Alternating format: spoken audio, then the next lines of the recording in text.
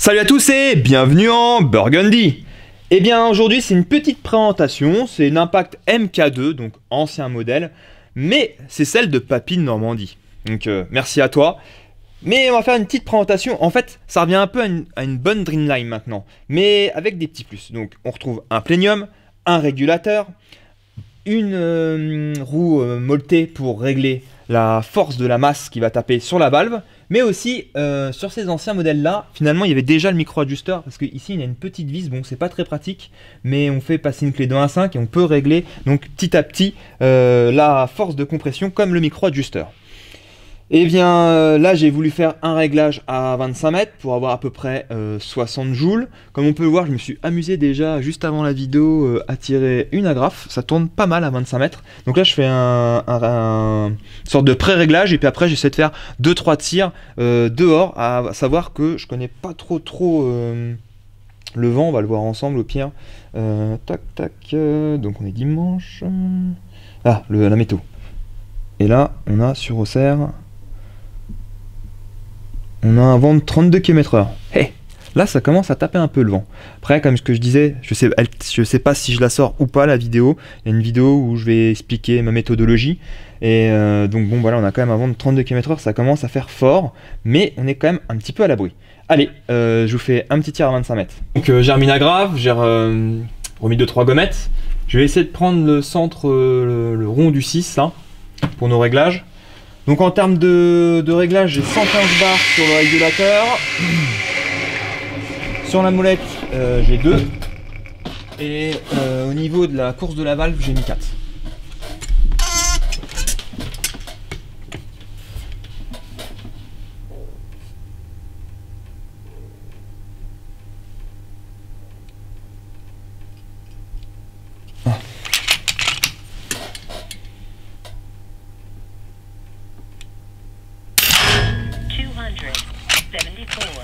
Donc on a à peu près 62 joules avec 274 mètres secondes.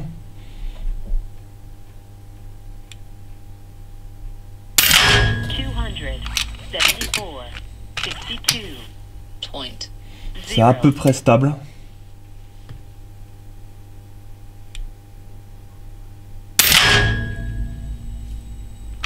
Ah, ça n'a pas pris celui-là.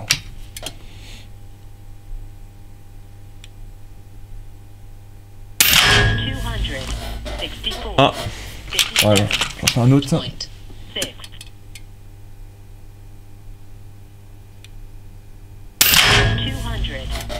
Ok, bon à part un tir raté, mais sinon ça tourne pas si mal et surtout que ça se voit presque pas en cible la différence de vitesse. Hop.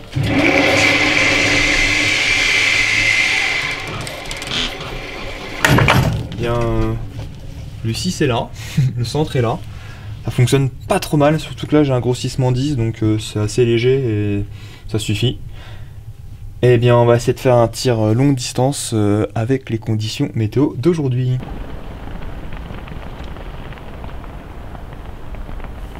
Donc juste pour information, on a bien un vent de 34 km/h, bon, comme ce que je disais dans l'autre vidéo, si je la sors, et bien on est un peu plus à l'abri. Donc là on est à 70 mètres.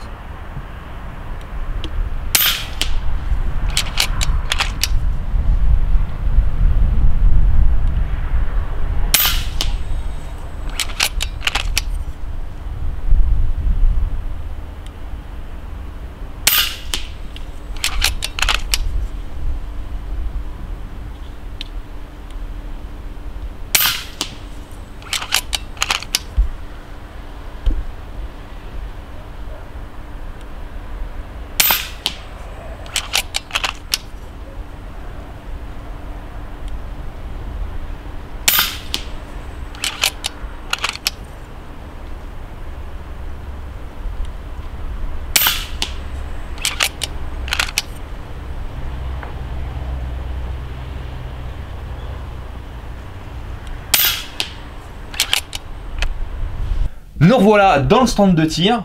Donc c'est vrai qu'elle est intéressante cette vidéo parce que c'est la première fois que je fais une vidéo avec un vent à peu près de force 5.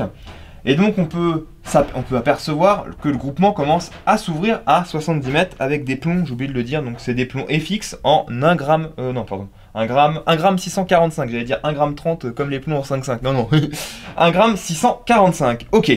Je reviens sur la fameuse molette pour régler la compression du ressort de la masse qui va frapper contre la valve. Et donc, c'est cette petite vis là maintenant, enfin sur l'impact MK2, donc cette vis là, elle permet donc de régler avec finesse la compression du ressort. Et donc maintenant sur la Impact M3, ils ont mis une molette qui s'appelle le micro ajusteur et donc c'est un peu plus pratique. Mais elle est pas si mal cette fameuse Impact MK2 parce que elle demande moins de réglages. Finalement on a un réglage au niveau de la compression du ressort, un réglage avec finesse, on a juste le régulateur à régler. Et un petit plus par rapport à la Dreamline, c'est qu'on a la possibilité donc de régler l'ouverture de la valve, qui permet un rechargement un peu plus rapide. Pendant qu'on y est, on va prendre une prise de mesure du poids de départ. Donc 912 grammes. Ça c'est le réglage d'usine.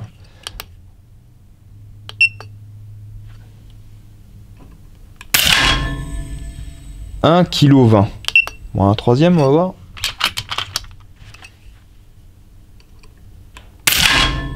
877. Bon, à peu près dans les 900, un peu plus de 900 grammes. Ok. Pour les intéresser au niveau du réglage, donc, bon là je l'ai mis sur position max, mais je vais vous expliquer pourquoi. Sinon, mes essais pour le 70 mètres, j'ai mis position 2. Et c'est pourquoi j'ai mis max, c'est pour regarder en fait quand vous réglez la vis qui est ici, c'est pour faut regarder après l'écart. Et là, qui est ici là. J'y passe si tu veux. Et donc quand on met la position max,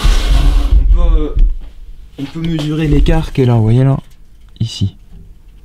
Le petit écart là. Et on a à peu près 2 mm et demi, voilà. Comme ça, vous pouvez régler comme moi cette fameuse vis. Par curiosité, je vais vous montrer à peu près à quoi s'en tenir en termes de puissance et vitesse. Donc, j'ai mis donc, la position 2. On avait déjà fait un test au chronie. Donc voilà, on a 274 mètres secondes, 61 joules 60, toujours avec les fameux plombs FX qui sont en 1 gramme 645. Oui, c'est écrit là sur la plaque. Tac. Et maintenant, je vais mettre la position max.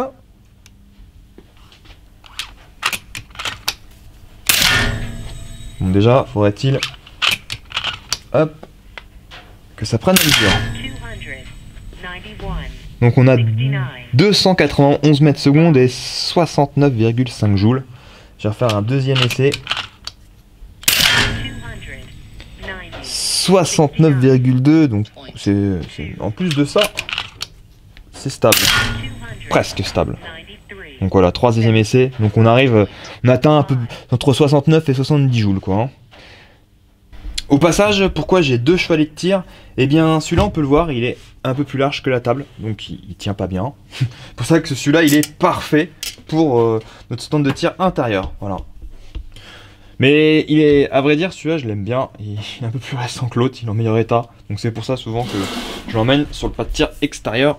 Par curiosité, j'ai envie d'essayer donc en position max pour voir la régularité et comparer avec mon tir à 25 mètres. Je pense qu'il n'y aura pas de grande différence avec cette puissance, surtout à 25 mètres.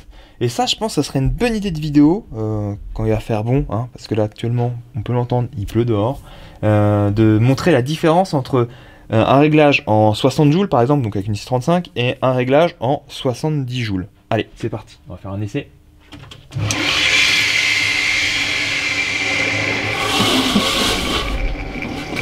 Donc j'ai collé une gommette à gauche.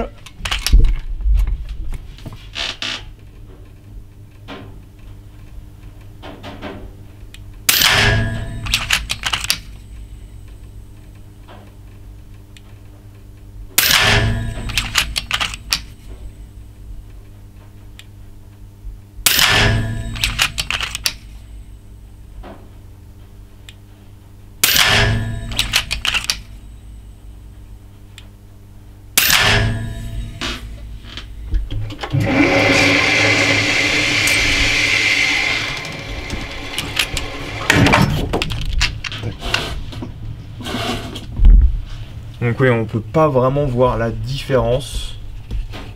Là, on voit les impacts. Non. Et tiens, je viens de trouver une idée de vidéo. Voilà comment viennent les idées de vidéo. Ok. Nous arrivons à la fin de la vidéo. Donc un grand merci à Papine Normandie de m'avoir laissé utiliser sa carabine avant l'envoi. Donc pas de problème, elle part aujourd'hui. Bon, je pense que la carabine sera arrivée à la maison avant que je compile la vidéo, que je la mette en ligne, hein. C'est normal. Hein. Sur ce, je vous dis merci beaucoup et à bientôt et Burgundy Power. Petit bonus, voici une occasion qui vient d'arriver. Alors pour ceux qui savent ce que c'est, comme pistolet, vous rêvez pas, c'est un Beretta 92 combat d'occasion. Et oui, tous ceux qui ont une enfance comme moi, bercée dans les années 90, avec le film de Luc Besson avec Léon, en 1994, c'est le pistolet mythique de Léon. Savoir qu'il est plus du tout commercialisé, et là on l'a d'occasion.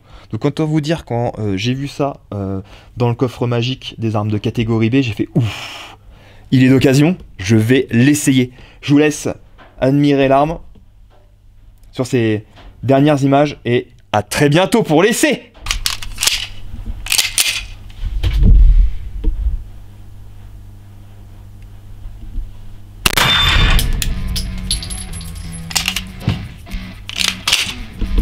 Eh bah, ça promet.